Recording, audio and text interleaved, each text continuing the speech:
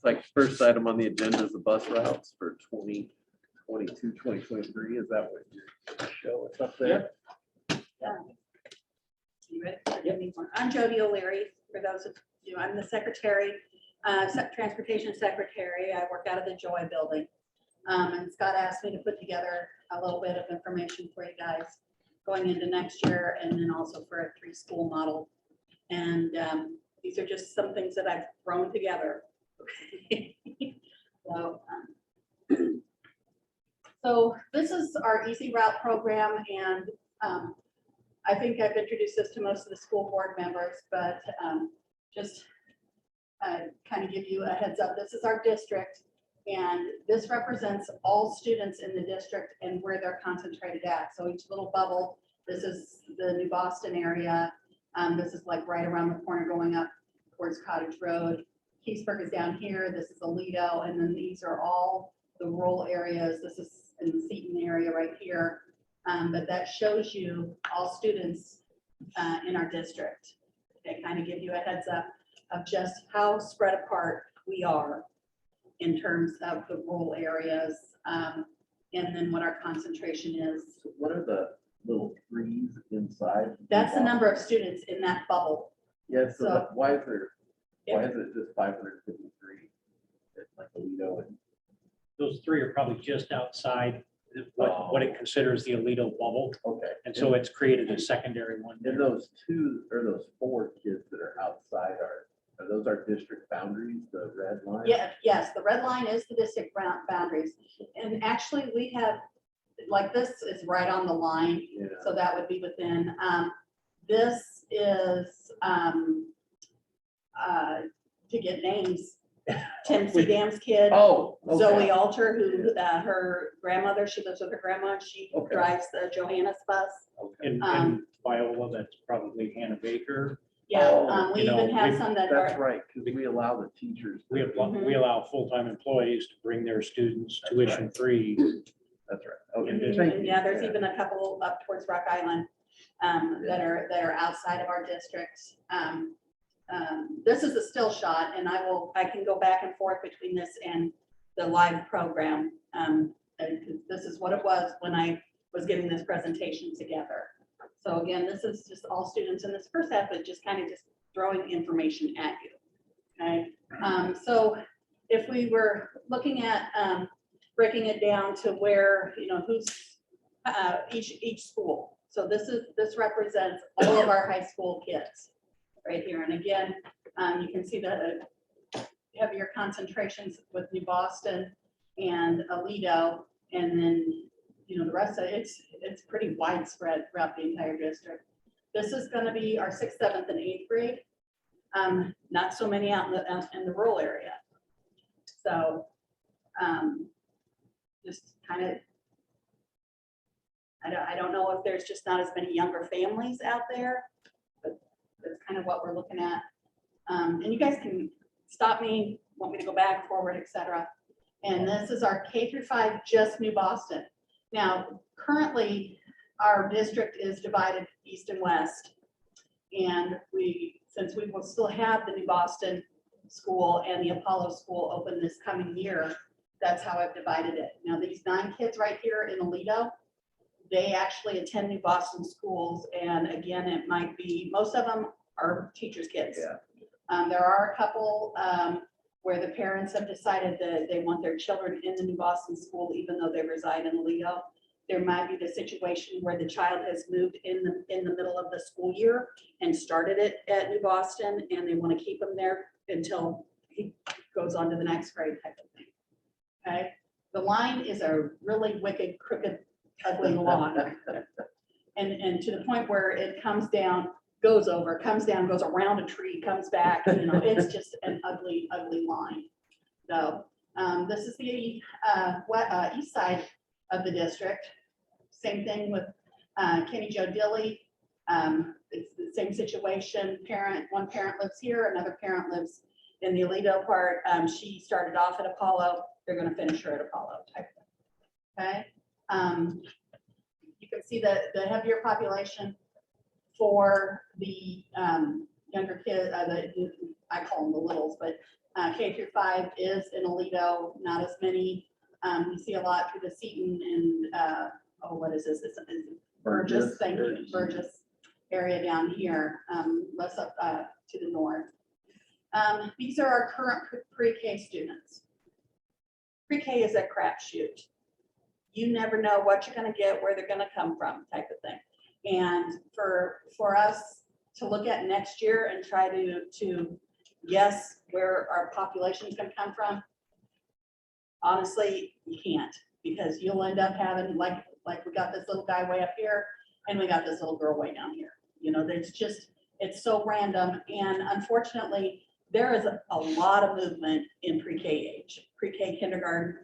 Parents move a lot because their kids are at a younger age. So they just constantly come and going in that age.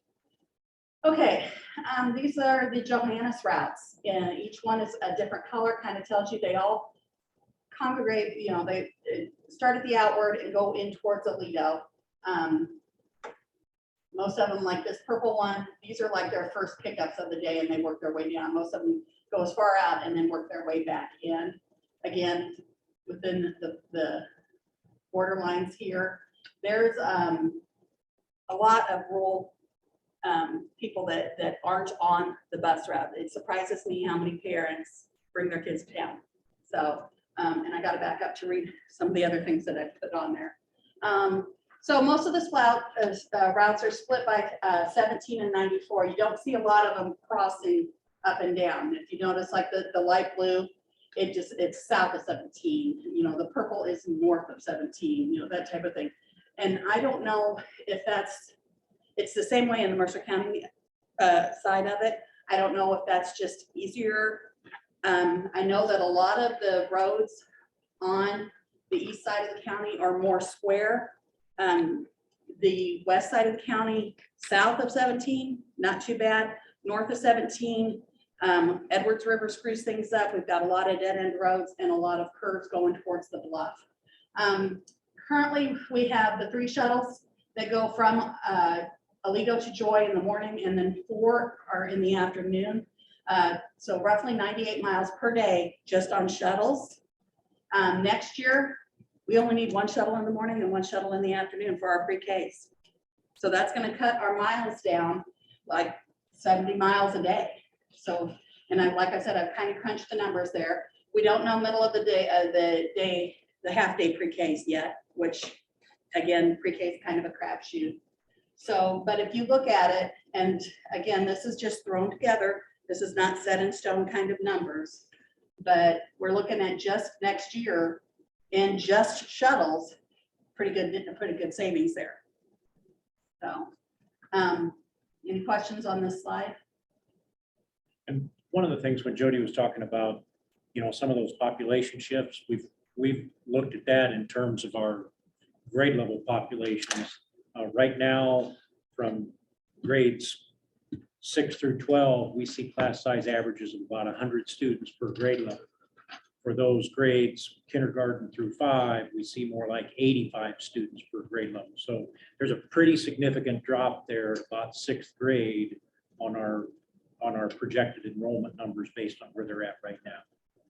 Does any of that have to do with like the COVID homeschooling or anything like that? Not I don't think so. no. Okay, So some of the savings is. that's between this year and next year. Right, That's and gonna that's- And that's from having 6, 7, and 8 Right, here. moving 6th, 7th, and 8th here. Yep, which we anticipated a savings. Yes, Yep. and again, this is just it's $1.56 that we charge for mileage. If somebody, you know, hey, I want to rent the bus type of thing, it's gonna, but you know, and I'm talking like FFA, van, something like that, some special thing. $1.56 is what we go off of, and then our drivers get $17 an hour. So, and going down from the 7 shuttles down to 2 shuttles, that's kind of where I'm figuring it. So. Right. And I suspect that will be significantly higher than that. I do too, because we're not putting in a bunch of other stuff. Yeah, the shuttle costs and the Johannes route charges are not based just on those are estimates on our per mile costs. which are significantly cheaper than Johannes's per mile. So that's the projected for next year's routes, That's, or is that? no, current? that's current current year? routes. Okay. Mhm.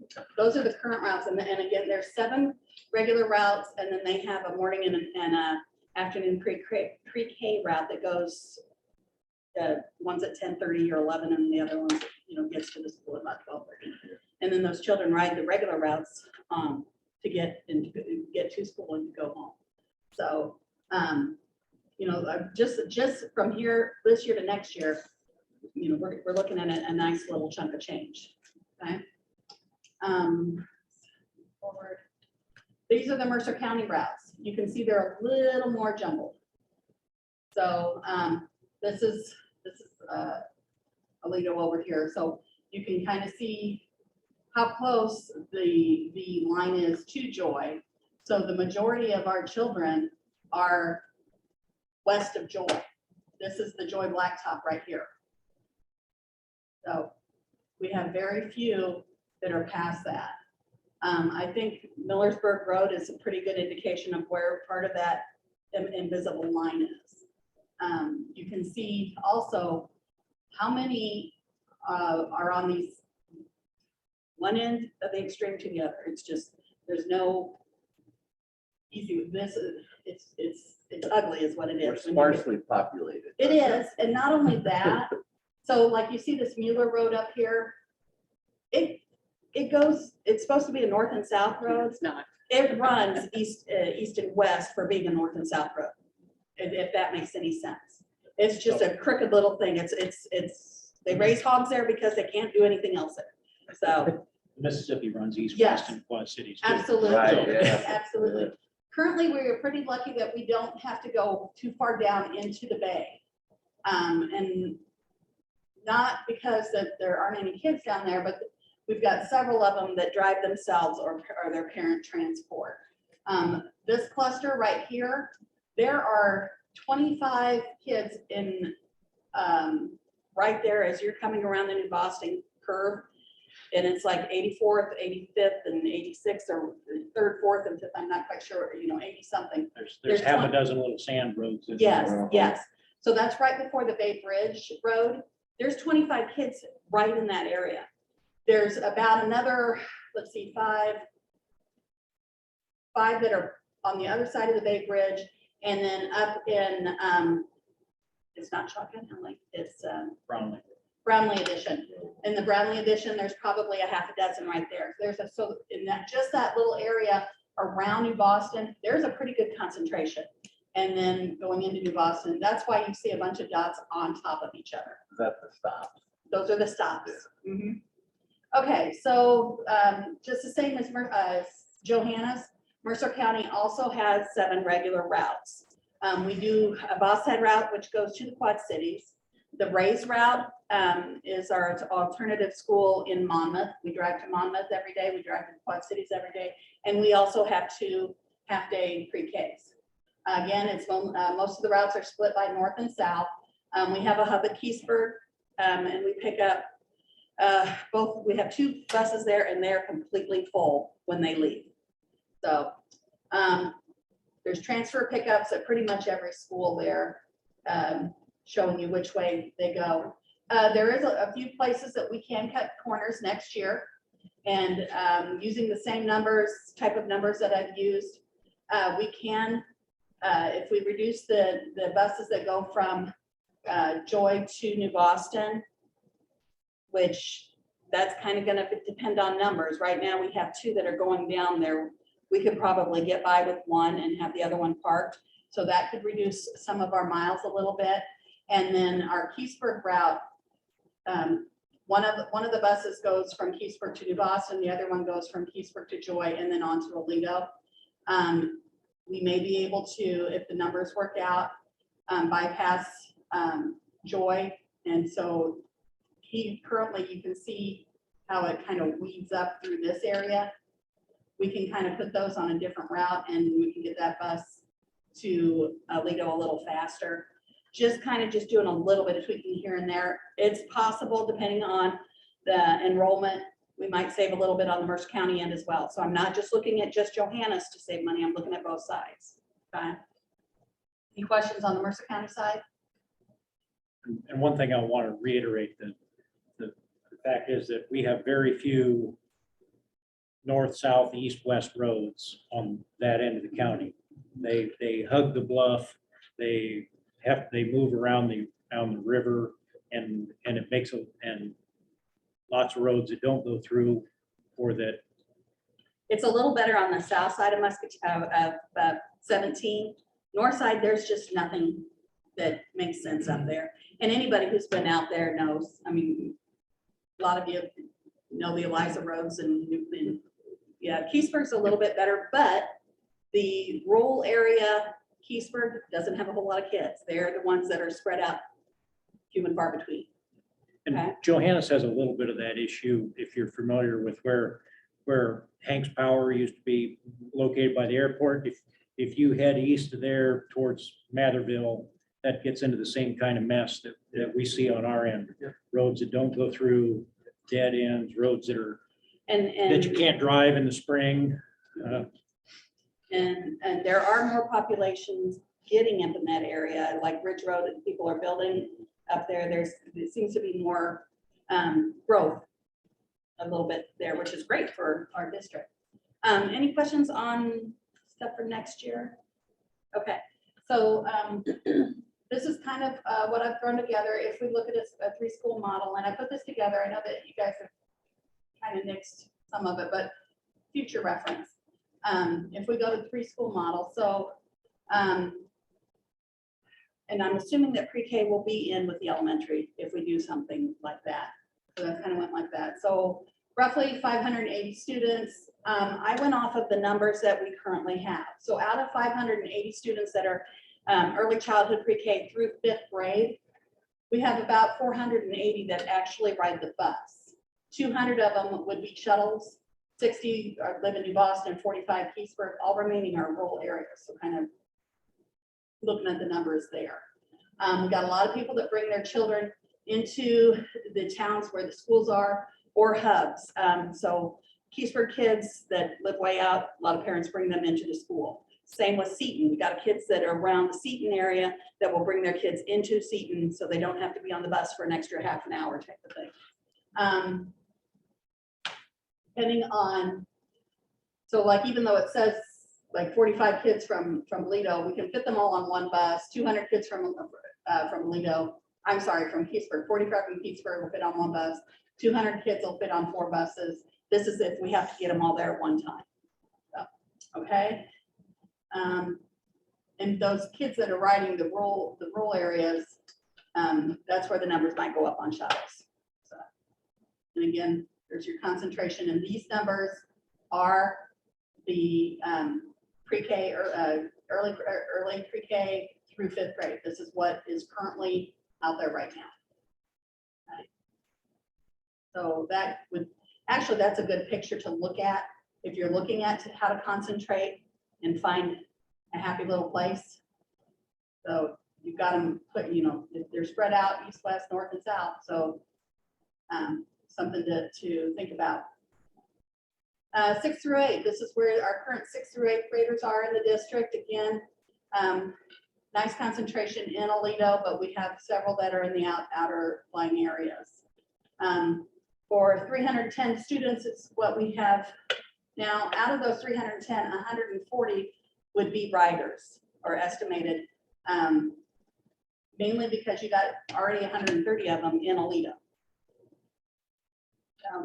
A lot of West End families do ride from their home addresses. Not as many people in the 6th, 7th, and 8th ages that are bringing their kids to hubs or to the schools from the rural areas. I have a lot of kids that age that are on the bus. So if that makes sense.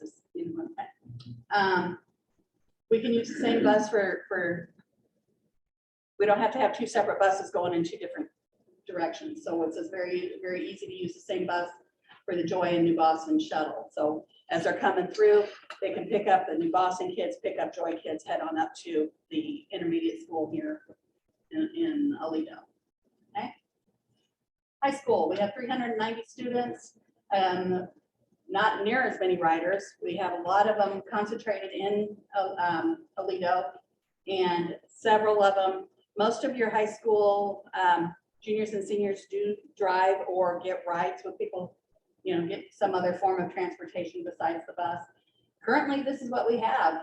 From Joy, we have 6 kids getting on in Joy. We have 25 in New Boston. We have 15 in Keysburg. And that varies. Some days we can have up to 20, you know, at Keysburg. It just kind of depends on what's going on that day and whether the kid needs a ride. A lot of things happen in the morning that they don't Yeah, have the bus for. yeah, definitely. We have more riders in the morning than we do in an afternoon. They sometimes throughout the day, they figure out how to get a ride home without having to get on the bus. So, but that is all of our high school students that would be riders. Okay. All right. And this is, I've just kind of starred where the schools, this is when I was assuming that the elementary school was going to be in Joy and then the other 2 schools. This represents not all students, this represents only the riders. So, but you still see, we've got a pretty good concentration of all riders throughout the entire district, not just on 17. All right, there's a couple different methods when we go to figure out how to, I don't know if I'll be able to arrow back or not, make our bus routes. And one of them is kind of a sweep method where you go from one end to the other, and the other is called the Daisy method.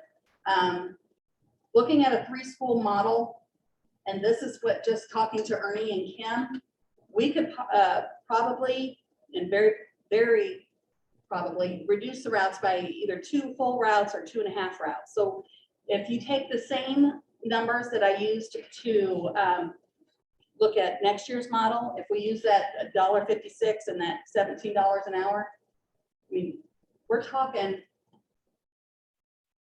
2 routes saves us $57,000 plus, and 2.5 routes, wrong one, $72,000. That's a yearly savings.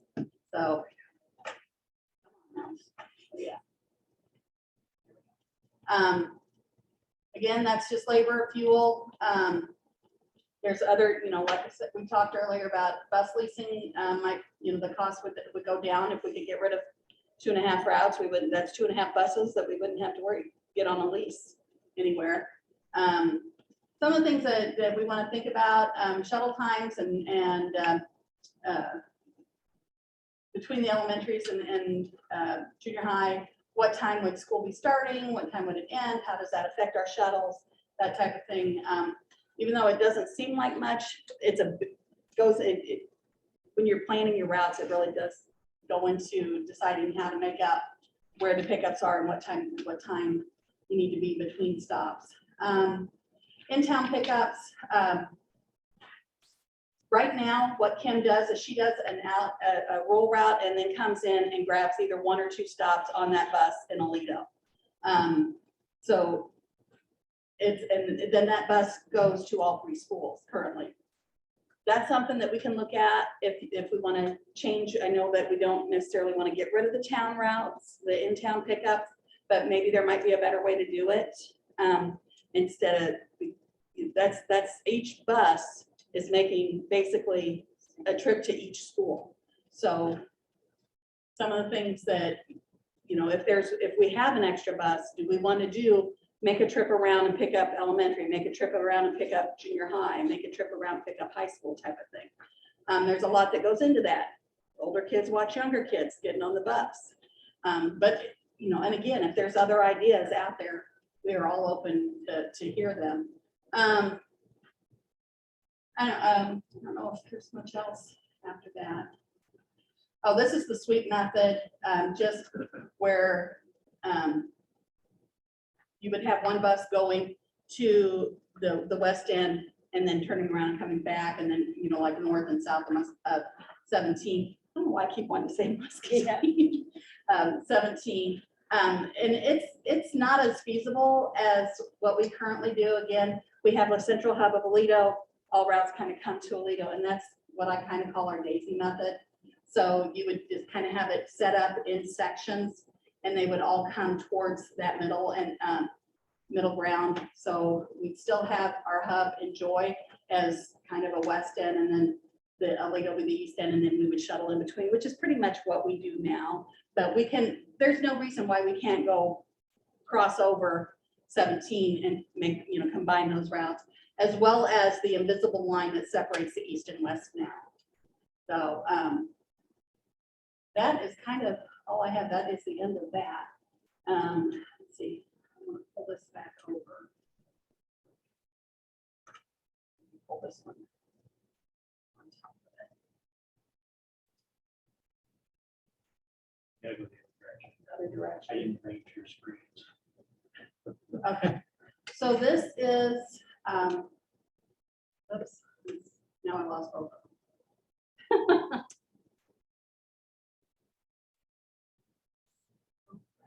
All right, so this is Easy Route, and again, you've seen it here.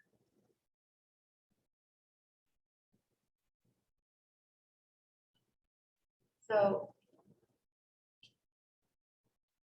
a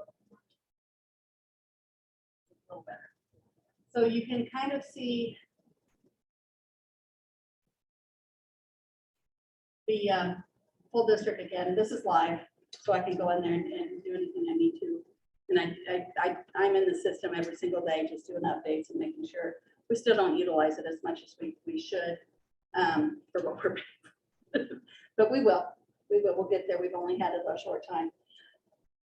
At this point, if you have any questions, I guess. Some of the features that we played with a little bit and have used sparingly, we have the ability to push out a text broadcast to parents about a bus being late or a route being delayed or canceled for, today. We had to do that a few times last year due to some bus driver shortages.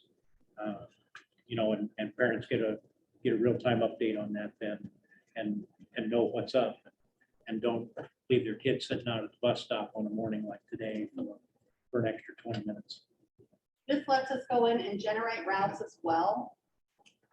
So once we get, like, we know where our kids are going to be. I don't think I have anybody assigned. Do you have to assign the kids to the bus, or does it? It can do it for me. It can do it all for me. The way it's set up, like if I want to go in and try to have it generate routes, sometimes it'll pass one kid to get to another and won't pick up the kid in the middle because this kid is at school A and this kid is at school B, and it's like, oh, I need to get all the school B kids. It doesn't think about all the kids need to be on the bus that's going down this rural road. Right. This program works very, very well in bigger operations. So with the smaller operations in the rural, sometimes it doesn't think like we want it to think. I think Ernie's told me it gives him a good rough starting point, and then I got to go in and pick out the kids that I know, or the road that I know that bus can't go down. Mhm. Yeah. Probably works great for cities with nice straight streets. Well, and Concrete roads. yeah, yeah, and it's got some great features, and it's Windows based, so it's easy to use. But Jody, are you able to forward the PowerPoint presentation? Yeah. Would you mind, do it right now necessarily, but I just, the numbers and stuff would be easier than my chicken scratches. you want me to share it with you, and then you, okay. Then I can get it out. Yeah, I can do that. So, and again, that's just I know. kind of, you can't quote me on any of No, it. no. I know, but We it know sort of how helps. savings go anyway. Okay. It's just, they're fluid. So, anything else? You guys have any other questions? Anything you want to see? Is there any, I don't know, the route's trying to do some math on where it needs to be, what kind of impact, and I know this is a constantly moving target, Mhm. what kind of impact would like the reduction in shuttle numbers have on on times? I know it's really hard to Well, say with so many kids and everything, but I wonder if Um, there's some algorithm in there somewhere that. I've works it tried, out. which you can see, so like, this is current, these are actual years, so it goes from year to year. And so I can pull up like the current year, and then I've actually started a new year on it. And these are the actual, but this here, I can go in and play. So that's what this is, this little sandbox is what they call it. New possible routes. I could go in and play with that and things like that.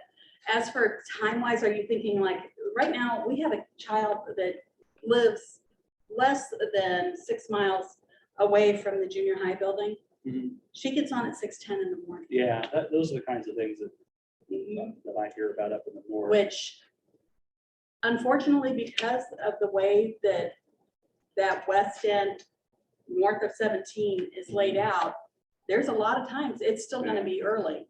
I think that there's some that I kind of watched the times. We have one route that no problem, kids that, 6:50, 6:55. 7 o'clock is good for a kid to get on the bus. I have no problem with that. I hope it is, because we've done it for Well, 14 years. And and well, you don't hear parents complaining about that. You do Yeah. hear complaints about Oh, man, 6:10 in the for morning. sure, for sure. That child, even though she only lives 6 miles Yeah. from Joy, she's on the bus for a heck of a long time. And, and she's, I think, 4th grade. Yeah. I think of some of our littler ones. I've got a 2nd grader that lives on the other side of the county line road.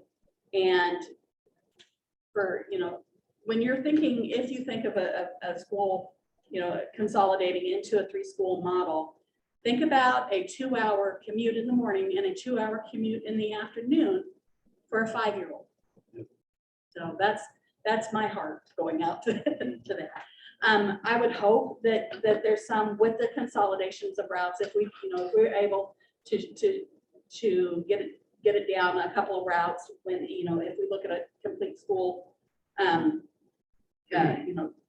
3-school model where we don't have to worry about east side and west side type of situations. That's even including Johannes in there. If we can add a couple, most of her routes don't go out as early as ours. I know that she does have some, but if she's got a bus that doesn't leave until 7 o'clock, we've got kids getting on before 7 o'clock. Let's throw a couple more on her end and even that out, so they all come up to a decent, even level. That just, to me, is common sense. It's like, yeah, you can cross this line, this invisible line now, and save some time over here. Get it off this early bus and put it on a more moderate schedule. So I would think that we would be able to do that in several situations. do you think that is more contingent on the 3-school model, though, not? Kind of, because we still have that elementary division, and unless we get rid of that division in the elementary, we are still gonna have that invisible line of east and west. Yeah, So why don't we add another bus route out into this north of 17? Driver. I mean, it's bottom line, I can't get a driver. Then can we get Johannes to? Johannes doesn't have any She to can't spare get a either. driver. We see what I mean. I mean, we're Yeah, we're and it getting makes sense. savings out of the things we're doing. I would like to see us, if this is. Well, with that, Mark, so like the one, okay, where Honeyman Hills is? Okay, so it's on the north of Eliza and then going west towards Muscatine. So you've got these crooked roads. So she's picking up in this entire area. When she gets down to the New Boston Blacktop, she's got 10 kids on her bus. How many buses do we want to send up to save time for 10 kids? We don't want to add an extra bus up there and spend the money if that's all the number that she has on. But due to the fact that they're so spread out on these roads that, they're only, a few miles apart here and there, but just because you have to go in, we can only enter Honeyman Hills from a certain direction because of the road. Yeah. We can't go up the road. So we have to go around to go in and then back out. So you're talking an extra 7 miles that we have to drive to pick up these kids. Are you using a full-size bus? Up Yes. there? So would it help us to go to like this bus we just bought out here? Do you still have to have a CDL to drive this bus out? No. here? Yep, still, you still Because have to be, that's another still have to be a concern I have. licensed bus driver, and I don't care if you're driving your car. If you're picking up kids to bring them to school, whether it's a Suburban or the big yellow, you gotta have a school bus driver license. But if they're I'm just taking them worried to an about the CDL. extracurricular. Extracurricular, The you new can do it, I can do it. mandate for CDL, the $3,000, this is gonna be a big deal. It's even gonna hurt you worse. Oh, absolutely. Absolutely. So to be a licensed school bus driver, you have to have a CDL as well. You have to have a, yeah, with a passenger endorsement. The chauffeur, And I think it's school bus endorsement. I think it's school bus and passenger endorsement. But, you know, if you, again, why, you know, you're looking at cost wise, but you're also looking at, you know, the well-being, the welfare of the child. And, you know, it doesn't, you got an area, you just got to work it the best you can. Sure. Joe have I'm just yeah. throwing And a if, Yeah, suggestion and if, out. and if we can, Send if two we can get buses that way, drivers, even if there was this- 5 on one and 5 on the other. Yep. I mean. if I've got drivers, like this transit van that we use for extracurricular activities out here, you know, nine kids and a driver, and it's easy, it would go up and down both ways in the Better. Honeyman Hills. Better than the big bus. Mhm. Yeah, Well, Well, it's and got a then- hairpin turn in it, you just can't. You have fun getting the car around. Yeah, it's one of those, and it's not just, you know, I know that there's roads on the east side too, that are the same way. Go down, you know, and towards Geesburg, there's sand. And well, the ones that, these 25 kids that are consolidated around that little chunk right north of New Boston, we've got 25 kids on the highway. And there's cars passing it all the time. We had, you know, we would love to get those 25 kids behind them, but we can't get the bus down there due to the sand roads. Right. So, you know, It was just a suggestion. it is, and like I said, you know, we bring them on, because I take these things and I put them in. Well, Scott's heard me talk. Yeah. I know it's been a pain for us out in that area, and I don't want kids on the bus at 10 after 6. Right, We need to send 2 kids there, or 2 buses. I want to send 2 buses. time wise, it really doesn't take any less time to drive an activity bus versus a large bus. You know, you can get around a little better, so you may be shaving minutes. Yeah, but I just meant extra buses. Yeah, That's, yeah. even if they're half as full as they are, we can use the savings we're getting to put into the Mhm. transportation budget. Which right now we have the one transit van and it holds 9 plus your driver. We have 3 activity buses, which hold 14 plus your driver. The problem with that is we're utilizing those in the afternoons all the time. So we would have their availability in the morning, afternoon, you're talking back to a big bus again. So Just a suggestion, Mhm. maybe we could buy another one of them. I would love to have a whole fleet of activity buses. Well, I mean. I would. We Yeah, that'd can be good. utilize Um, these savings to help. I don't these think he routes. likes them too much. I love the activity buses. I use them as much as I possibly can. What's the price tag for an activity bus? Like one of those 14 plus the driver's. We side? just purchased one. Yeah, it was a used one. That one was 40. 2 or 3, I can't remember, 2 or 3 years old and about 20,000 miles, and it was 45. 45. Yeah. You see what I mean? Our Yeah. year-over-year savings allows us, Yeah. that makes somebody Joe ride the Dennis bus Have any a routes half that hour are less. Oh, yeah. empty enough in the rural areas Yeah. that we could take one route instead of them having 7 to have 6, and the 7th one on the west side of the line to help cover or to. On south of 17, possibly. Again, it kind of depends on where these kids live at. And, You guys got changed over the years. right, every year it's a little different. And honestly, I see that, and maybe I'm wrong in saying this, but I see the population on the west side kind of going down a little bit. So I don't, you know, I see, like in town, Keysburg, you're always gonna have a lot. New Boston, you're always gonna have a lot. But the rural areas out, Eliza, New Boston, more houses get torn down than get put up. So, it's, And that but trend, we're looking, that yeah, trends across the country. it is, but it's not gonna really affect number wise for, you know, that could be 10, 15 years before we actually see a significant drop. It'll just gradually be a little less and a little less, so. A lot of kids kids around me, but nobody new moving in. It's like farm families and Mhm. Well, thank you very much, Yes. Jody. Thank you. Yeah, Good presentation. oh, thanks. Yeah, I enjoyed it. And Them computers that just took you 5 or 10 minutes to put together. Yeah. I Thanks, Mark. get you. Is there any way to incentivize like custodians or anybody? Do any of them drive buses? Is there a way to drive a bus in the morning? The best thing to do is you make your coaches I know people. have CDLs and bus license, and then they can do the afternoon trips, and we can keep our drivers just on the routes. That is one way to really get it. But coaches don't want to have to drive. What do you think because that's about? Hmm? What's that about? Why do you think? it is? Coaches don't want to drive? Yeah. Because normally they're talking to their kids as they're on this 45-minute to an hour trek to wherever they need to play.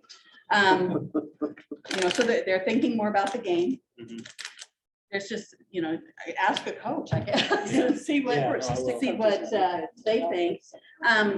The other thing, Today's world, I wouldn't want to for liability. no, that's what I, and I can tell you, Honestly- we have, and that's well and good. And in the past, I think there were districts that were able to require that. We have trouble getting applicants for a Right. coaching position. Yeah. Let alone telling them, oh, by the way, By you're the gonna have, Drive a bus. you're gonna have to drive a bus too. We do have some incentives. I mean, we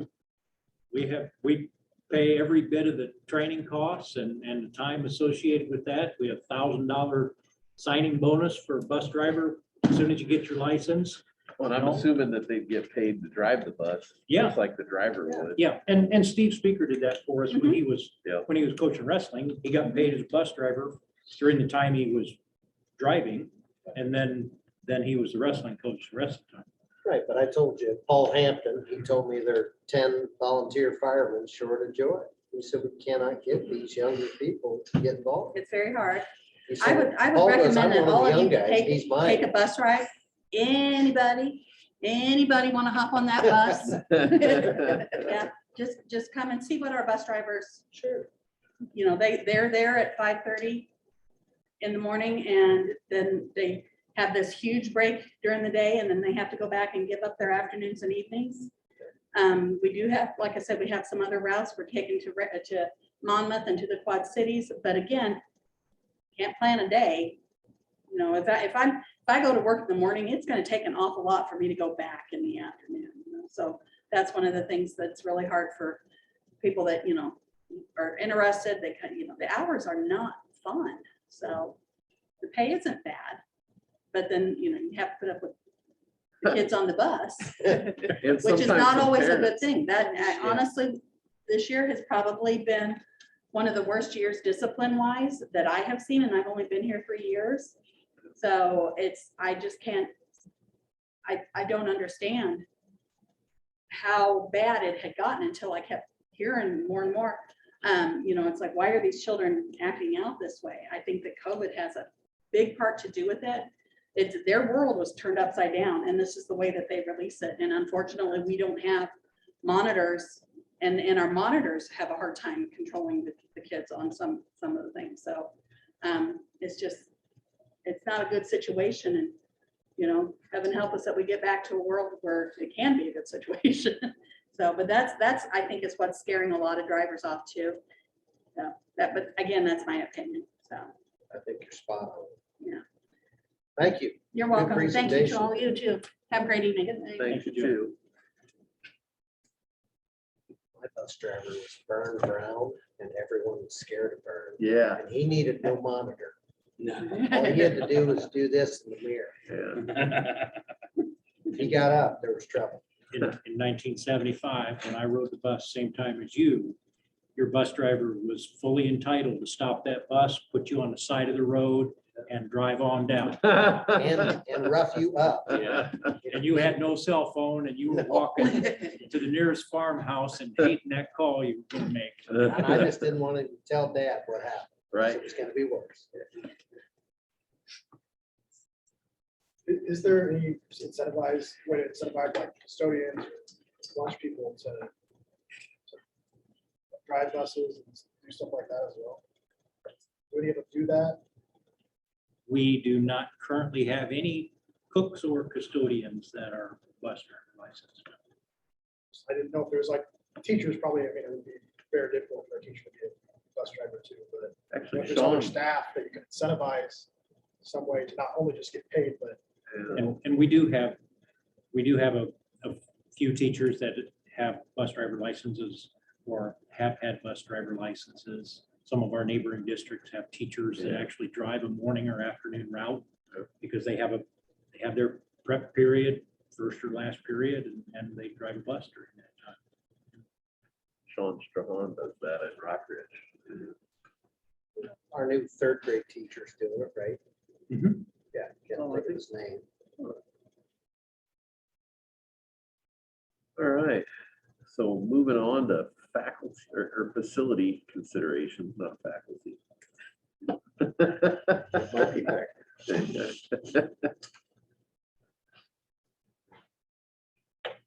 I haven't talked to a district yet in the past year and a half that hasn't had a problem with busing. I mean, this is everywhere. Davenport had a big problem the other day. They lost a certification paperwork and had to quick makeshift deal with busing for 14,000 kids. Yeah. CPS is paying parents $1,000 a month to transport their kids to school because they don't have drivers.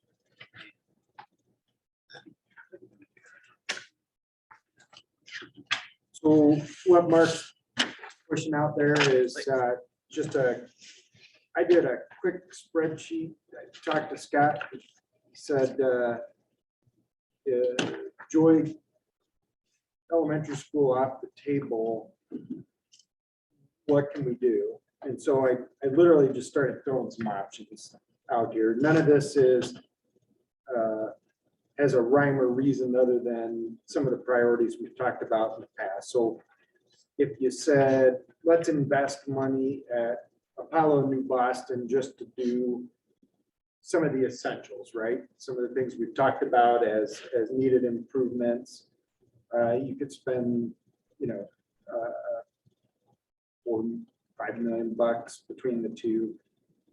If we started to pick off other projects, so we've talked about pushing out a secure entry, maybe expanding that entry commons, office space at the high school. We could go back and renovate the existing cafeteria space. We've talked about physical education, like a multi-purpose space being needed. We've talked about potentially building a connector between the main building and the VOTEC that could have some hallway and classroom spaces that solve some of the special education needs. I've got a couple different numbers for high school remodeling, but if you took just a low number on high school remodeling, that would cover updates to common spaces. So corridors, bathrooms, that's your floors, ceilings, lighting, some of the things that just have been sort of untouched for a long time. So you can sort of do a low end and touch some of those things. If you did all that list that I just ran through, you could do a lot of work for under 20 million bucks. What do you call in the last item there, which is high school remodel? Yeah, so the $4 million number is literally just common spaces. That is, you're gonna hit bathrooms, corridors, some of the common rooms, like say a media center kind of space, but you're not gonna really get into classrooms.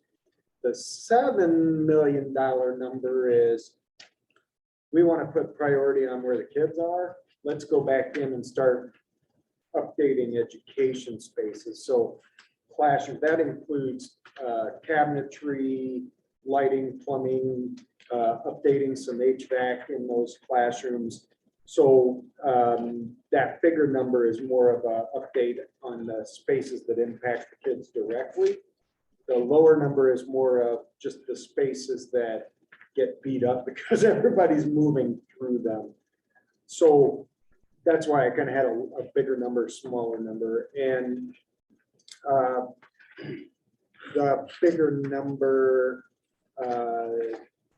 and the small number don't take into account, say, locker rooms or the existing cafeteria, because we kind of broke that out as a separate number. So again, this can be massaged, mixed matched. However, the point being, with looking at some significant improvement to the high school, some improvement at the 2 elementaries, there's a lot that can be done within a reasonable amount of budget. The pages behind are just budget breakouts, just kind of showing how I got to the total numbers. And then at the very back was just some diagrams that show some of the spots where these occur. None of this is you must do this way or that. It's more just explaining sort of the approach of how things were done. So you'll see a diagram that shows an aerial of the high school. The first one shows how you might expand the front entry office commons, shows a connecting link between the main building and Votech.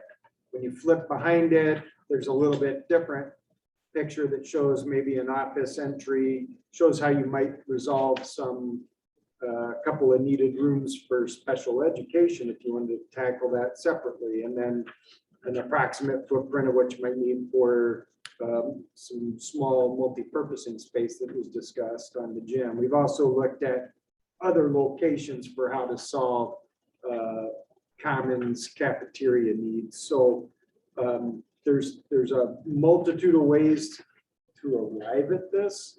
The more pertinent thing is to start to pick apart the priorities of what needs to get tackled and what's most important. So I guess that's where I'd like to kind of steer the dialogue, is just where do we see the sort of the priority of need and where improvements would be most beneficial. So if I'm looking at diagram 22-1, that's got the link. Yes. So that front area, it looks a little, is it the same size as in the concept plan option 1? Or is it a little bit- So essentially, the 22-1 and 22-2, I've pushed out this entry. Essentially what it is we will go back in, renovate the existing office space. So you now could have a little bit more administrative space dedicated nurse office. We're lacking that right now. We'd have secure entry, so the office would have supervision over that entry, but then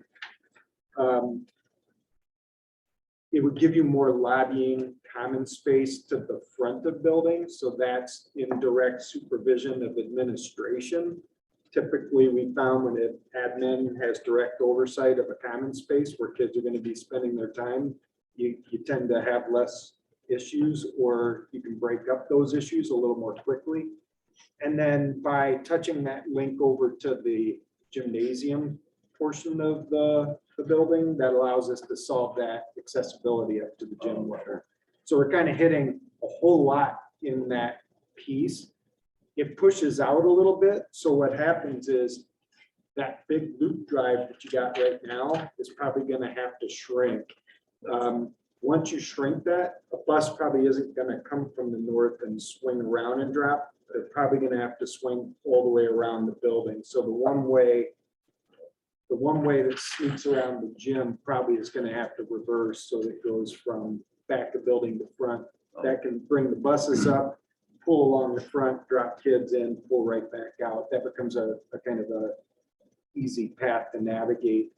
But this would provide enough space that we could get visitor parking, ADA parking right in front of the building. You know, I drove back down there this evening before I came just to say, and could you keep the flagpole and the monument and that stuff? You could, but it's probably gonna have to get elevated, because a lot of that has to get regraded so that we can get ADA access in the building at the front. Those can also be moved, I would assume. Yeah. too. I think that's what's gonna have to happen. Oh, You'd relocate them in somewhere in that area Yeah. after you're finished. You'll And- still have green space. to move Right. that And, stuff. and I've talked with the ability to reroute buses through there with Ernie. And there's not really a concern about coming down the drive and around the back.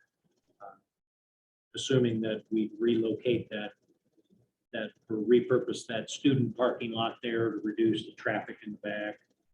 That if you've got a connecting corridor, you're eating up a lot of your faculty parking, maybe that senior lot becomes your faculty lot. You know, and some visitor or delivery area there in the back as well. But Couple other things that I didn't put on this list, but you know, we could populate this however, but we did talk about additional multi-purpose room at this building.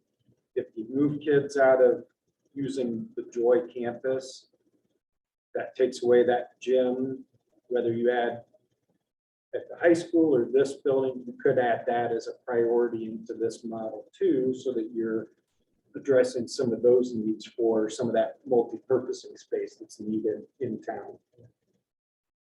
I was just wondering on this 22-1, does the cafeteria basically stay where it's at right now? So Or would it be encompassed? I think the cafeteria would sort of encompass into this new Okay. front space. 'Cause that seems to be one of our biggest challenges at the high schools. Yeah. I think, Lunches and, I think the great answer would be to repurpose that cafeteria. It is a space that you probably want to keep some of it connected to this for just making sure you have enough capacity for all the kids, but there's enough space that you could probably accommodate some other uses out of that zone.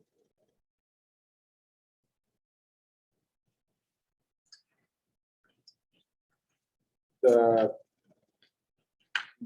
nectar link I showed kind of in that particular diagram, it's, again, there's plenty of ways to put this together, but there's kind of like 3 smaller rooms, 1 potentially bigger room, but we talked about needing potentially at least 2 rooms to cover special education space. Having a 3rd or even a 4th room gives you flex classrooms. So that gives you flexible use spaces that could be a little bigger or smaller, but that tends to help cover any change in programs, population bubbles that are going through at any time that kind of monkey with your use. You wouldn't necessarily have to build that all the way across. As you build that all the way across, it's a bigger building. It's, you know, it's a lot more space. So you could always set it up as a connected or enclosed link between the buildings that keeps kids indoor when they move between buildings. You could set it up for a couple of rooms with the ability to expand rooms. That saves a little money at the outset, but gives you some of those program spaces that you might need right now. I mean, because right now, we've got 4 vocational teachers and 3 vocational classrooms. right? And that building is bigger- at capacity. Yeah, and that one bigger room close to that would be close to all those services, so it could really support any of those CTE programs. And at one time, that used to be kind of what I call one of the more dangerous areas, crossing outside. Oh, yeah. I mean, I can Yes. remember kids breaking arms, whatever, when I was Oh, yeah. just from snow and ice, Oh, so nice. just on the ramp, right? I know there has, and maybe that's not happened in a long time. That used to be an opportunity and kids to just leave for the day, right? Walk away. So there's a good opportunity to leave that day. It's not far from parking. Right. Right. Yeah. But you make a really good point, and this is not unique to Mercer County. Other districts tend to have had outbuildings that were, they tended to be VOTEC kind of programs because they got built as shop buildings that needed different air conditioning and whatnot. Well, they, for decades, they've had kids walking outdoor, and that, in today's world, that's a security problem. Right. You know, as soon as there's a class change, somebody else can filter in and get in the building. Because even I don't like that the kids walk across the highway to the rest of them. It's a huge liability to us. I understand the building was, you know, I guess probably very inexpensive, and it doesn't matter to me whose names are. I just wish that that long-term was a part of the complex. I drive through there, so that's kind of a dangerous area. The kids aren't necessarily paying attention crossing that highway with the rest of them.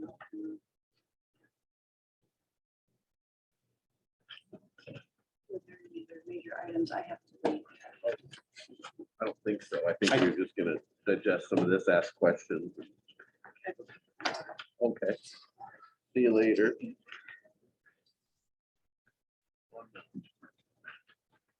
On the Apollo and New Boston dollar figures, was there any, is there money in there? I guess, are they in here? Are those? I did not Okay. put those in there, and part of that is that could be a wild range of Right. what you want to do with those two buildings. For example, last time we met, Mark made note of aging boilers in that building.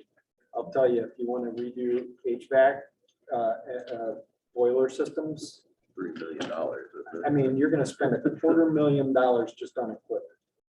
Flat out, you will. And so you probably have to have a hard thought of what gets invested, to what degree, and what are we trying to solve with those two facilities.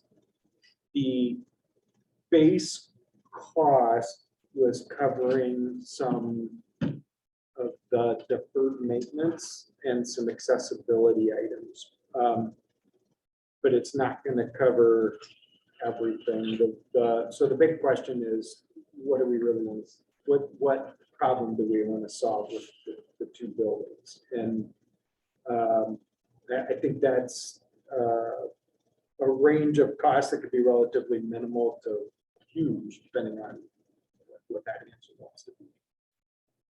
Well, we've talked, and this is my thought. You know, if we're talking $2 million, the majority of that going into the 3-story building. Now, I talked that it was 1908, and your conversation with me was you think it's 1920s. Yeah, I mean, So- it's old. Potato potato. Yeah. So I went down and toured with Scott and Mike Bounds, and we need 2 first-grade rooms. And I understand that varies, and I understand she was saying there's dropping population. I think that's a legitimate term, but we have to plan for where we're at today. Not thinking about. Yeah, growth I and think it's fair to assume you've got to have 2 classrooms per grade level. Yeah, so we got 2 first-grade rooms, because the kindergartners were in the new part. There is a 1-story new part. I'd never been in there until Christmas. Okay. So we need 2 first-grade rooms, 2 second grade, 2 third grade, 2 fourth grade, 2 fifth grade. So that's 10. Mhm. I just took it times 300,000, understanding it could be higher a little bit. That's $3 million. We're looking at right now $1.9 million, and that's to put that in this 1920 building. Scott, you tell me the top floor is all wood deck. Is that what you told me? I So your believe third that floor, is- you know, it's not even a building that you would, you know, think that it would be girdered concrete or nothing. The actual floor is still not just the roof, the deck on the third floor is a wood structure. Okay. You see where I'm at? Yeah. So I mean, we're talking about a whole different time and thinking of engineering and architectural. And I went to Alito High School. I'm not trying to convince you of Oh, this. no, I know what you mean. But I'm talking about, I don't want to put one dime into that building. I want to, we got plenty of room to the north, if you go down there and look at where the playground is and stuff. To You the got- east, yeah. You know where I'm East at? to the northeast. yeah. Well, no, if you go to the new It's a- part, and think about the new part, Think about the north door of the cafeteria. Yeah, that would be north, Okay. or that'd be northwest. you got, Okay, you it's got northwest. I plenty of gotcha. room to I build gotcha. 10 classrooms, a new little gym there and a new cafeteria. You got plenty of room. So wherever that money would land, Scott, we talked at finance, we've got ballpark about $3 million in extra funds, just in some of our fund balances. I'm just kind of winging it. Scott's he wants 100%. But I'm telling you, we got over 3 million in cash, not using any of the money we just borrowed. Right. So we could do that. We could use a little health, life, safety to tear down the old part. You see where I'm at? Yeah. And so ballpark, somewhere between 3 and 5 million, we get New Boston set up for 100 years. Mhm. All new one level school, all new HVAC, all air conditioning, all ready to rock and roll, tear down all the old part. Really. And just keep the, Keep the office. keep the, everything. Well, if you were really Originally- just getting rid of that, I mean, we've looked at Do you that. have a map? Yeah, Yeah, I mean, you can actually keep a little more than that. yeah, I had projected out that you take out the 3-story piece and you could work around the rest of what's there. The and gym. create the addition, and then- Basically, turn that three, The oldest piece. is 3 the plus arm. 1 Right into there. 1 Yeah. plus 1. Yeah, You got the Right. 3-story Have you been causes in the it? most Oh, yeah, plenty, problems. yeah. The 3-story piece is what generates all your accessibility issues, and it's not just from a floor-to-floor standpoint. It's everything. It's all the bathrooms, boxed the out. doors, the, Okay. Well, it's all boxed, Cafeteria. the way they built It it. is. I get you. it's, well, it's, It reminds me of an 1800 home. yeah. I don't know, you know, it'll be Making it, interesting to see that. You know, And those classrooms are not, those classrooms are. They're set up for a high narrow. school Yeah, and a they're junior small high. and narrow. So my question, just to play devil's advocate, because I know they were talking about moving the pre-K and to both the elementaries, it's gonna be tough. From a, so we need 10 classrooms for 1 K through 5. I was counting on the pre-K going here too. Oh, going to here. 10, no, into New Boston. Okay, I'm sorry, I wasn't leaving them out because they're there this year, right, Right. Scott? And I assume they're in that level. They gotta be in the one, they're not sending those kids up the And steps. because there's, in the newest section, there are Couple classrooms. 2 classrooms on the north side. There's a library and the office on the south side, and then the cafeteria at the end. right. But immediately to the right of the lobby, there are 2 classrooms, The- north and south. Took me in them. Is that these two? They're from the I think a 50s edition, maybe. Is that there? What's the blue say? What year is Off, that? off the lobby.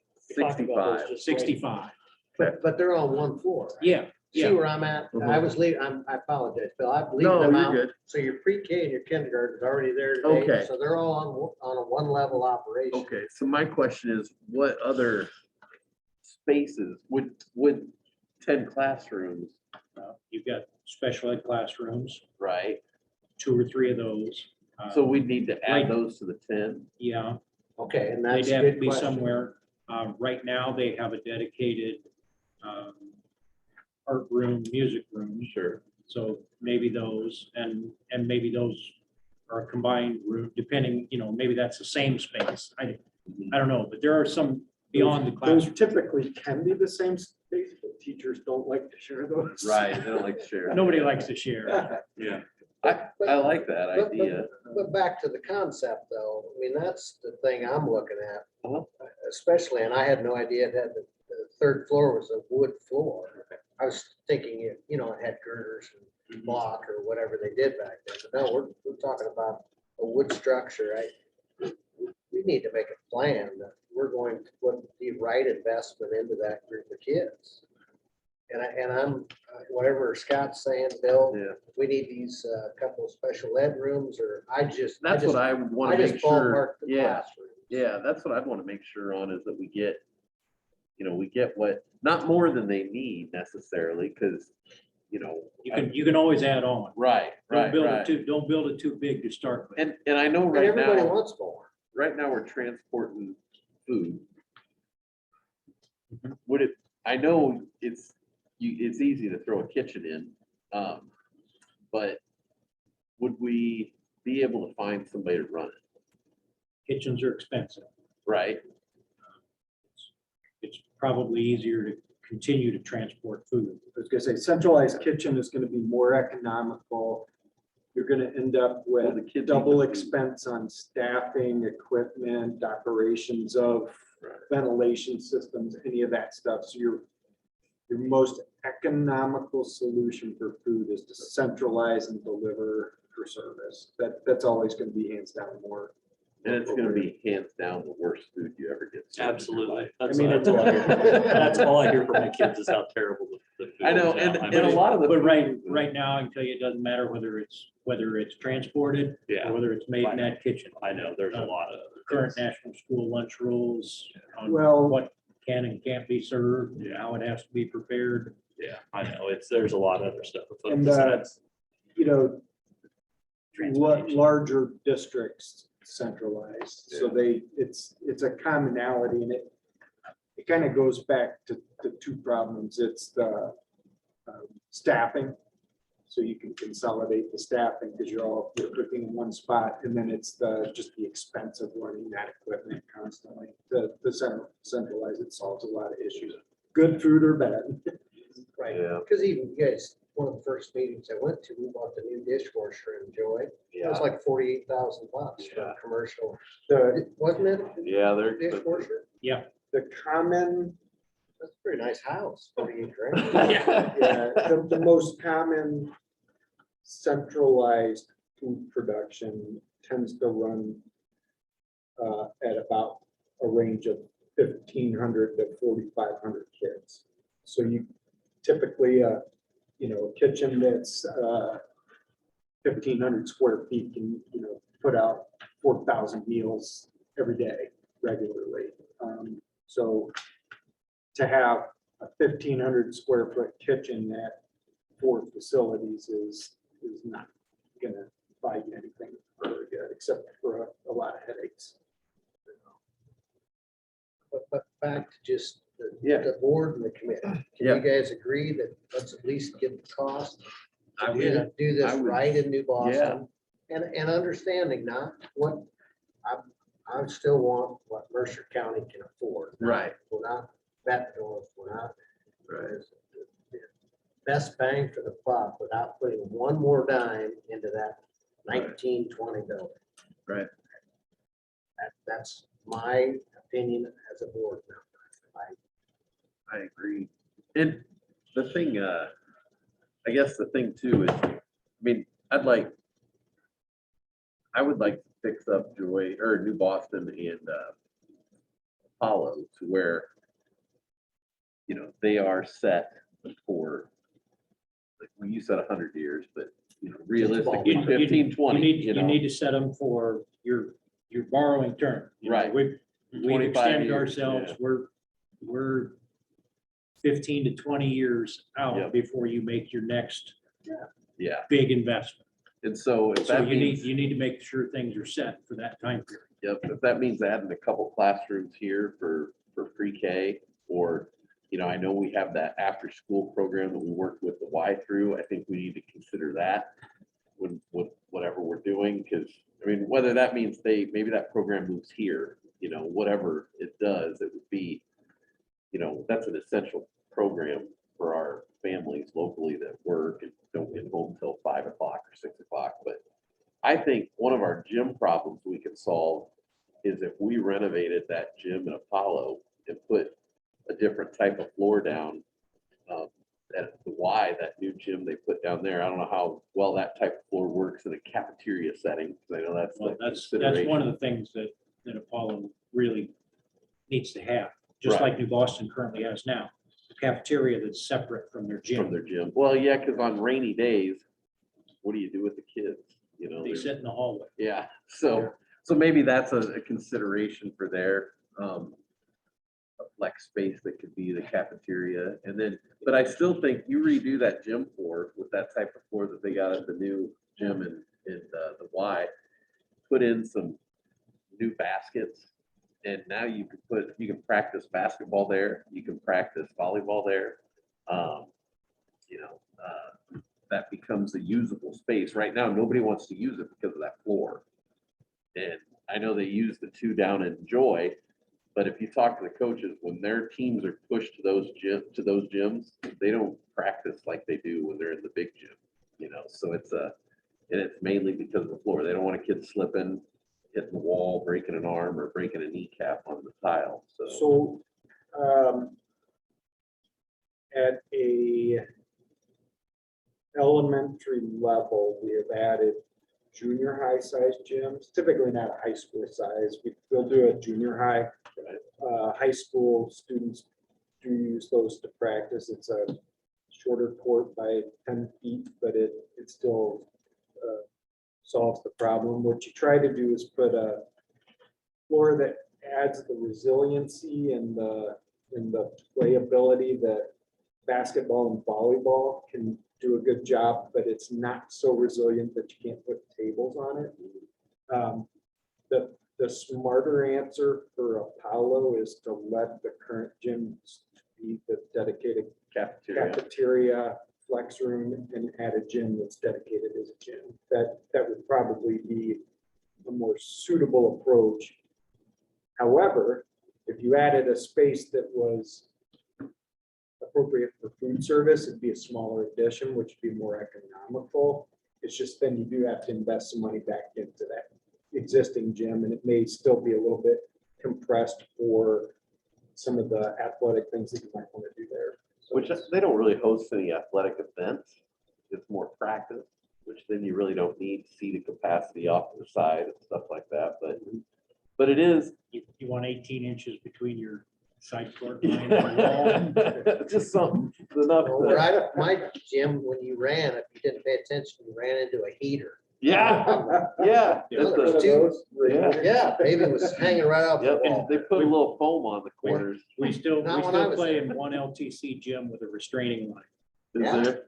Where's that? Cambridge. Oh, yeah. They occasionally host a game over there instead of at Alwood. Oh, Well, I seen the video, Owen Relander dunked, uh-huh. and when he ended, his leg went up on whatever you call the stage. Oh, yeah. Yeah, just within the last 2 weeks, Anawan possibly. Oh, yeah, it Is would have been Anawan- Anawan, yeah. Yeah, Yeah. so when he was on a fast break dunk and his momentum, his Took his leg, leg which over. was scary, landed one on the court and his other leg was up on the Up on stage. the stage. At Orion, the wrestling ring was the stage until, I don't know, 10 years ago. Right? And we're open to fix Yeah. that someday in high school. I get that. But what about putting that extra gym here without making it the $3.6 million gym? Let's make it another junior high gym here. I mean, we're just talking costs, you know, Yeah. and I understand not everybody, I do keep hearing the term, the new gym and joy. The new gym and joy is 55 years old or whatever it is. So whatever they build on. So, I mean, we do know the savings ballpark, Scott, is a $500,000 a year to finally close joy.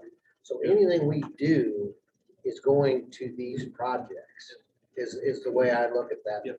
money. So if this just another, I know the 3.6 million is more like a full gym. It was big. Yeah, I mean, Yeah, it was it's a high school gym. Well, I think it was a Right. multi-station. So we should be able to get this gym 8,000 here. square foot would give you a junior high court size with, 5 to 8 feet of overrun. Yeah, and then baskets on both sides. Yep. So hopefully we could be half the 3.6 million. Yeah, I'd have to run the Right. numbers. But I'm just talking, just conversation. Yep. So, because the end goal, we got to get the $500,000 savings out of what we, 1965. okay, there you go. It's my age, so it's 56. Yeah. I said 55. So, and that's where even, I'm not sure if you're aware, just in the last month, they had the sewer backed up back into the gym, which is not uncommon. And actually had stuff coming right out of the floor urinals, the old style. And that's not to say that couldn't happen here, but, Well, it probably will happen at the high school if we don't. well, and I think we can get to that. 'Cause it's, yeah. So, but yeah. those two things, if we talk about them, Mhm. and once again, the other thing that I want us to talk about, Bill brought up, which I thought was a great idea. 6, 8 months ago, we have this other lot over here, and that's where, on the end of Apollo, where we could put Scott in the unit office there, or, you know, we own that lot. And then that really gives us the opportunity to start getting $500,000 savings without being in the Joy facility. So, and I know that the great goal is the high school. I think we need to entertain all these ideas, understanding that our priority list is to get these 2 grade schools behind us and then go after, I hope it's the $30 or $40 million high school. Scott knows how I feel. Bill knows how I feel. I'm telling you how I feel. We are gonna go find that money. Whatever we have to do, we're gonna find this money to build this new high school. However that might be, we're gonna make this happen. Good If attitude. if Knoxville was able to pull this off, Yeah. we have the same type of facility.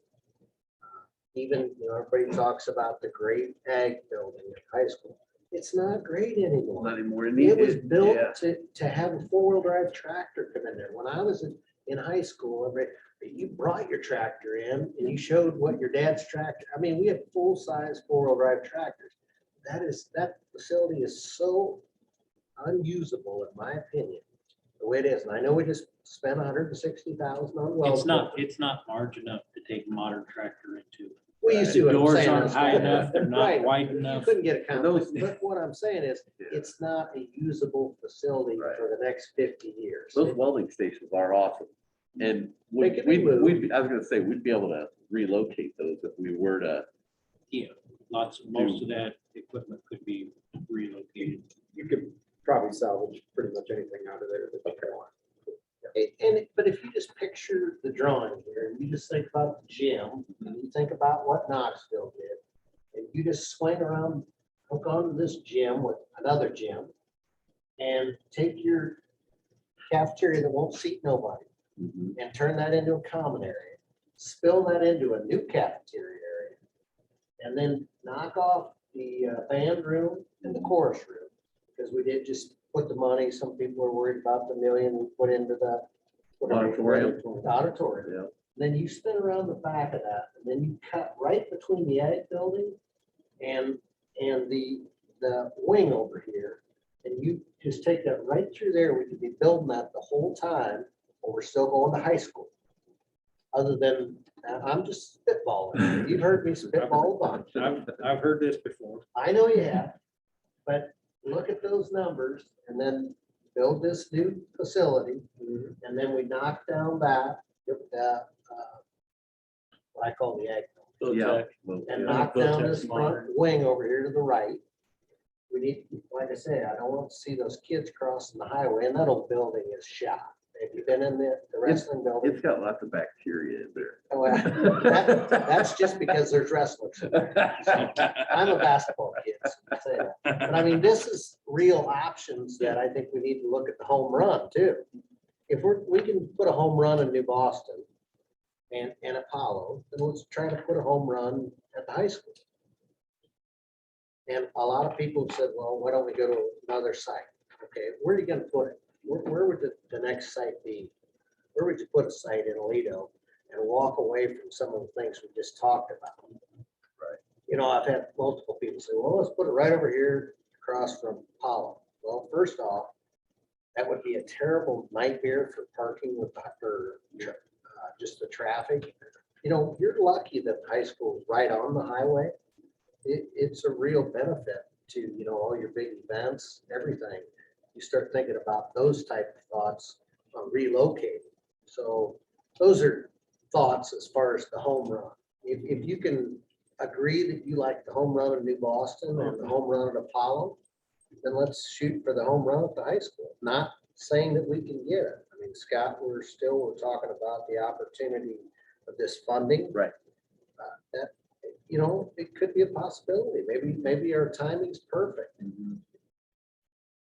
So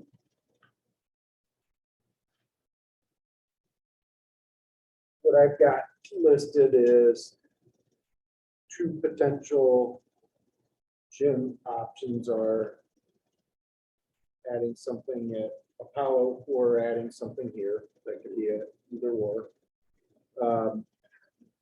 District office, add to Apollo. No. No. On the corner. Yeah, On it's the a, corner of the property. it's on a the corner of the separate, property. yeah. As long as it's Sorry. freestanding, we're not. I thought it was a susceptible great to health, idea. life, safety. And it really needs to kind of be by itself. We could still have our meetings here. Yeah. So, What else? you know where I'm at. Yep, Just yep, right yep, over here. yep, I got you now. Do you have a? Education, new education spaces at New Boston. And then the consideration of With Blackley? any level of improvements at the high school with the option of long-term new high school. Home run. You have to come up. And the main thing, Yeah, I was just want to trying make sure look we if you can, could can we throw agree that we would vote cafeteria yes? here. Because I That want wouldn't to be send big this enough. guy away with We saying, use- hey, we we use agree half that of that. New Boston's important, that we get Oh, rid yeah. of that 1920 structure.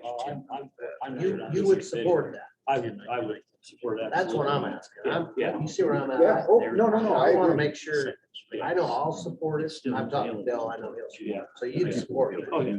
I think the goal is that as a board, you guys really, it is coming to consensus as first, what's on the list of options, and then second, there'll be, as we build those budgets, how do we want to start tackling those? You guys were talking, so I did ask. Yeah. He said he would support the New Boston. Oh, gosh, yeah. Okay, I mean, that's where I want us to work together and say, okay, we would support getting rid of the 1920 building. It is possible to do any bit of this work without significant disruption to education, with exception of if you're going to renovate any of the education space in the current high school, you're gonna have to sequentially do that. So that you can rotate your way through. So it can happen while school's in session. It's just gonna be a lot of shuffling to work around it. And it literally can be done. You've got enough common areas that you can account for that. But you're gonna bite off chunks at a time. And that, if that's a route you go, it's one of those things that you probably just rip the Band-Aid off and just jump in and start doing it to get the best value for the dollar spent, as opposed to trying to do it every summer at a time and barely getting anything It'll done. take it 10 years. Yeah. Exactly. Like that idea I had, it was, we just go Yeah. on as normal. You put the band over in the ag room where all the extra space is. And Well, a few things. that's the They same wouldn't like. approach to New Boston too. You construct new before you ever tear down. old. Yeah, Right. that whole year they would, but I think our goal needs to be, we get this numbers next month. Yeah. We have a It's nice, vote we that can we move. pick, we go after this New Boston project and we go after the Apollo project. And then start, I guess, massaging what we think we can do to the high school. The majority of what we're talking about at the two grade schools, we've got most of that cash, Scott, without touching the money we borrowed. Depending on where we end up with this New Boston. And there will be controversy. People are gonna go, well, why are you doing that in New Boston when you wouldn't support the 17 million in the Joy? Well, 5 million is way different than 17. Understanding there's $1 million opportunity to save money. Scott asked me if we would have consolidated a new grade school in Alito, would I vote yes for 17 million? And I told you no. I thought our district's so wide to bus these kids another 10, 20 minutes or whatever it is.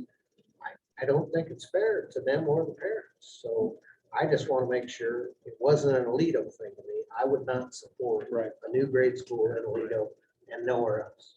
I would think the enrollment would have to drop significantly in New Boston in order to justify busing kids all the way to Alito. You know, they'd have to, I just looked at your numbers sent the other day. I forget where you were at. yeah. Pushing 200 in the school, or was I wrong? Yeah. I thought it was. Yeah. Yeah, we're like three Apollo thirty. is actually the elementary that's dropped the most, the Yeah. largest Yeah, if percentage. you looked at it, yeah. And I think you saw the spread. I mean, just based on the maps that Jody showed us, that there's no ideal, you know. It's unfortunate that Alito is on one end of the district and not more centrally located within the district boundaries. We could move Alito. There's nothing that money can't buy. It just takes a lot of money. Just so you know, Millersburg used to be the county seat. I mean, it's kind of the middle of the, it's gotta be the middle of the district, right? Yeah, I'm saying though, Millersburg used to be the county seat. It's Yeah. like 6 houses. But then in the 1800s, it was the Wow. place to It be. was the place. Yeah. And the only reason I ever driven through Millersburg is because I like taking a little bit of right turns, a little bit of left turns, and eventually I get to where I'm going. Yeah. You're like, whoa, there's a town. So did we, on Apollo, are we thinking that we would need to add more classroom space there too for the pre-K? Or, There could be a need for some of that if we're going to continue to maintain spaces for before or after school programs. so if So we were to what- put a gym addition onto Apollo, let's say, or not a full-blown gym, but a, you know, bigger, would that be able to be utilized by that after-school program and not really affect their take on other classrooms, depending on how that was laid out? Or if we're, you know, if we were to put another little gym onto Apollo and use that other Existing gym space. as a cafeteria, could they go in there possibly as a flex space? Awesome. So when you say space is needed, pre-K or before and after care? Well, pre-K needs space too, correct? And there would be space for what we didn't have, and that's how we ended up with our full day program of Joy, is we had room at Apollo for our half day program, a single classroom. We had room at New Boston for our half day program, a single classroom. When we throw in our full day pre-K program, that's another classroom that I need that we didn't have at Apollo and we didn't have at New Boston. Okay, so we Okay. would just need that one place or the other. Or what? But when I toured with you, we felt like there was quite a few rooms available in Apollo on the north end. It's possible. No, I mean, we need to get it out there. Yeah, and I mean- and Apollo is no different than New Boston. They had a lot of space for the number of kids they're serving, and they have expanded to fill every square foot of it. That was our observation when we studied the building, was that for dedicated curriculum spaces, first, second, third, fourth, those spaces, it's more than adequate for those. The additional residual spaces got backfilled with other programs. So Or just stuff. I mean, we went in rooms that are just full of So, stuff. so the one, where's IT? IT's going down with you guys next year, right? No, IT's in the old Saying that. computer lab. They're in an interior classroom with no Okay. So windows. I But was see, gonna that's say, that's that stuff room that wouldn't have Right. necessarily. what I was gonna say, if we're gonna build a little unit office, don't you just build that big enough to have a couple offices for your IT people? You make that your IT, then that frees up a classroom there. Could be. Because even I know I go back to my old weary ways, but I graduated, we had 110 kids. And we all went to Apollo, kindergarten through 5th grade. Now, I know they have new classrooms and new needs based on other things, but they have since added on to the west end, and that's somewhat, or maybe it was the north end. The north end's been added on to, so. I'd like Both to have see been added on. both. I'd like somebody to prove to me that we need to add on to Apollo to take the pre-K. Okay. If we need to, we need to, Yeah. but I'd like to be proven that we need to. How many classes do we have of first, second, third, fourth, or kindergarten, first, second, third, fourth, and fifth at Apollo? Is it three? Three sections. Three Yeah, sections. Typically, 3 per grade. three larger sections at Apollo, although that's dwindling. Our last really 3-section, large section, grade level will be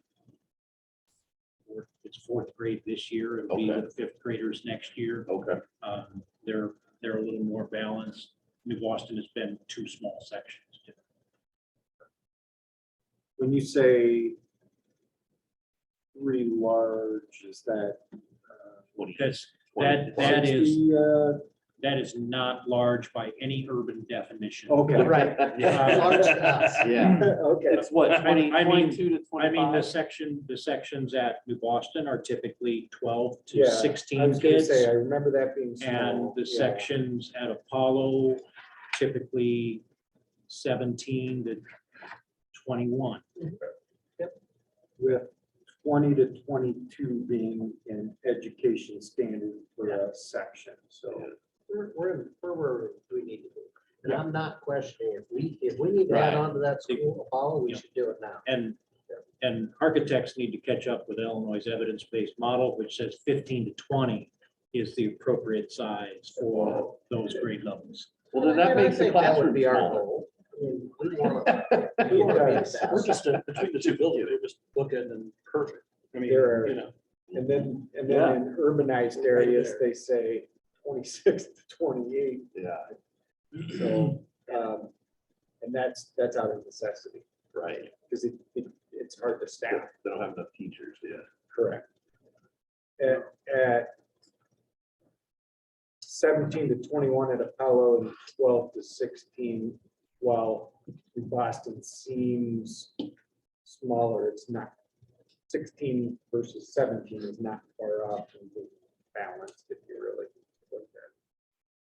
Well, and I've talked to Scott, I mean, New Boston, I look at the numbers side, but their payroll is over what it should be compared to Apollo, but it's because they just don't have Don't have the as many kids. They students. still need 2 classrooms, but 1 classroom would be 2. Yeah. 1 teacher would be too many. Just if you look at the payroll compared to how many kids are at New Boston, and how many are at Apollo, they're proportionally higher, but it's because they're having to run 2. So the caveat to that is you do a series of smaller rooms and then you base it on the smaller capacity. And I take that back.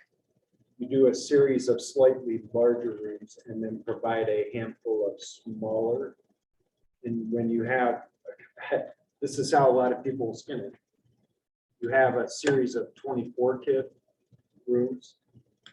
And then you have a series of flex rooms that are sized for half size.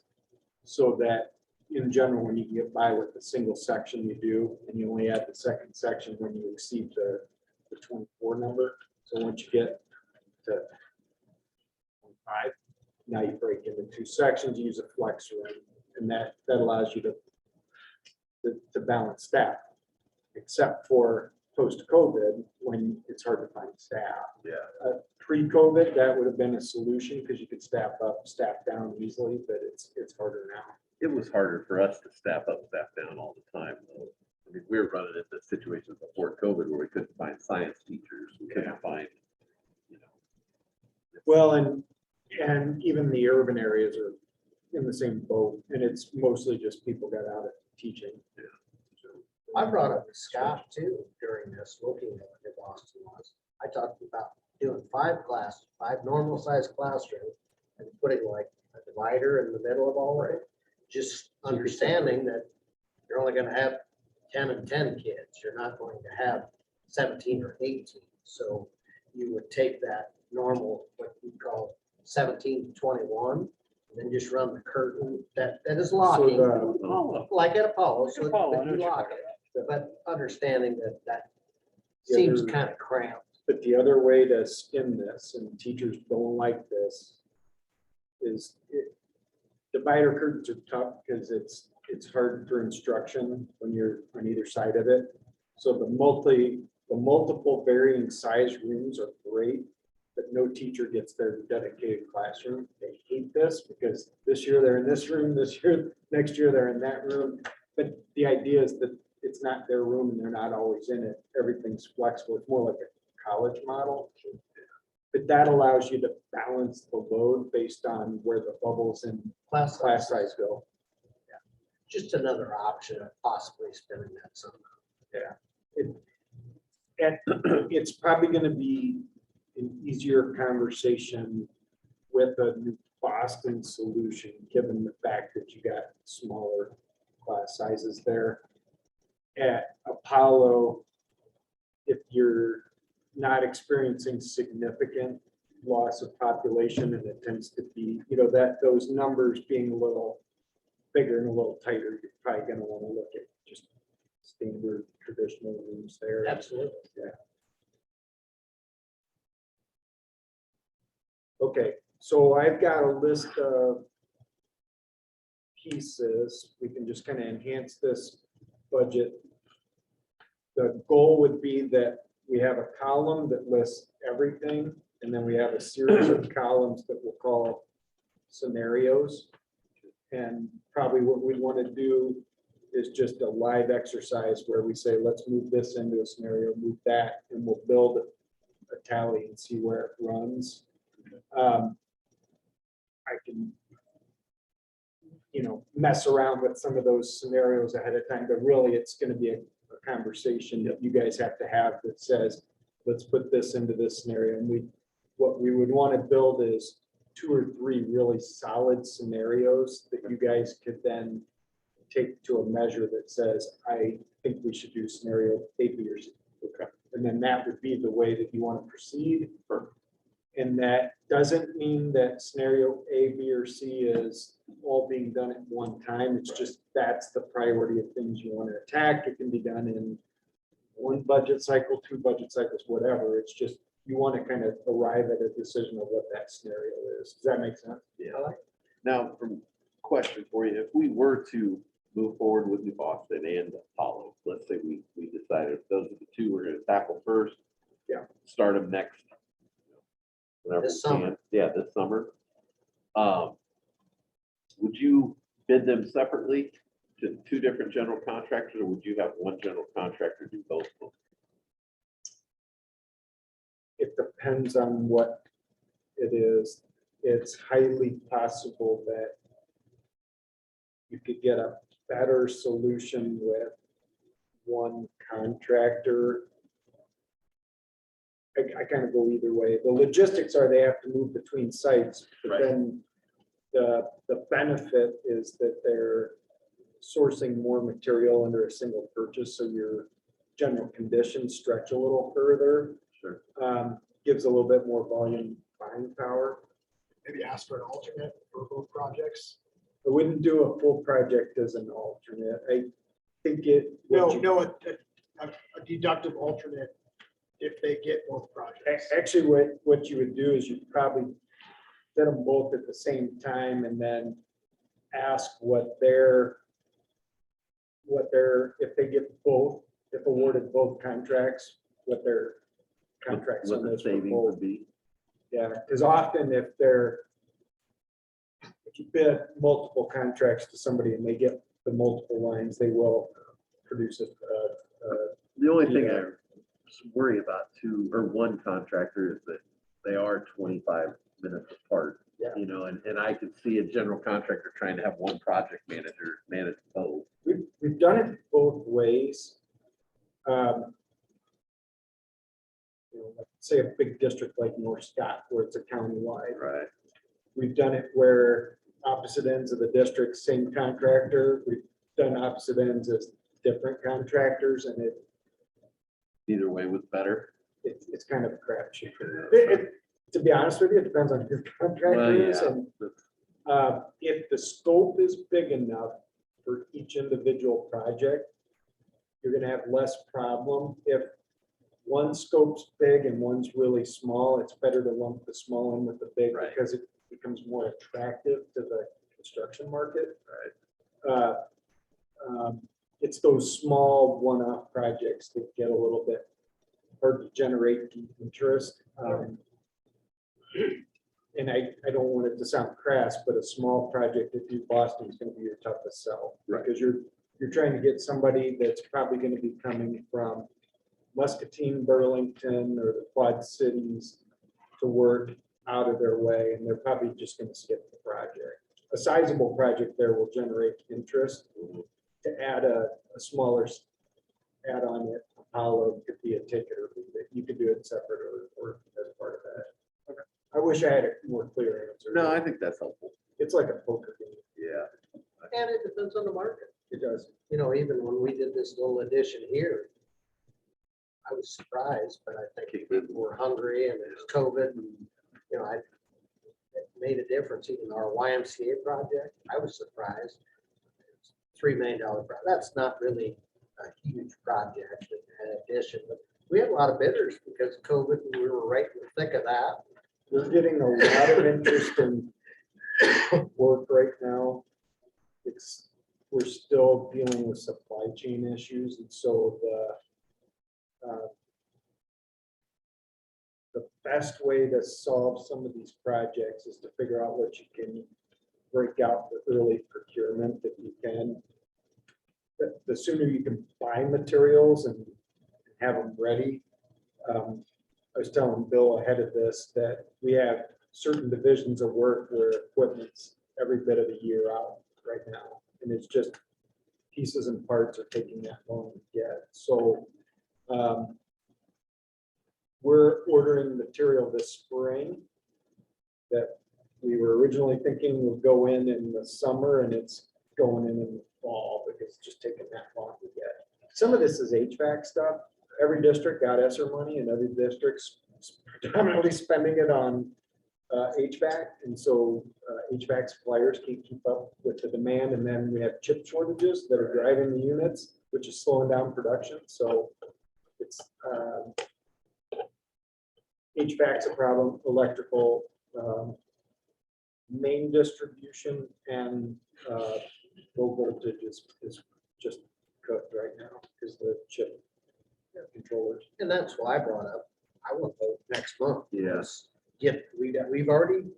We're gonna spend some money. So I say we can agree on these two grade school projects, however they land. We need to vote yes, and then let's start ordering prop. That's my thing. We have no idea when this problem's gonna get over. Right. I want to vote yes, and start moving. Well, we built schedules with the idea of you guys having a referendum in June, so any kind of decision that's earlier than June is better because you're just that much earlier in the cycle of getting to market with bids and things like that. So. Okay. All right. Well, I guess, is there anything else? Motion to adjourn? I'll make a motion. All right. Thank you. I'll Yeah. second it. Thank you. All those in favor? Say aye. Aye. Aye. Opposed? All right. Thanks, Zach, for coming out. Scott, you bet. Thanks, Zach. Oh, yeah.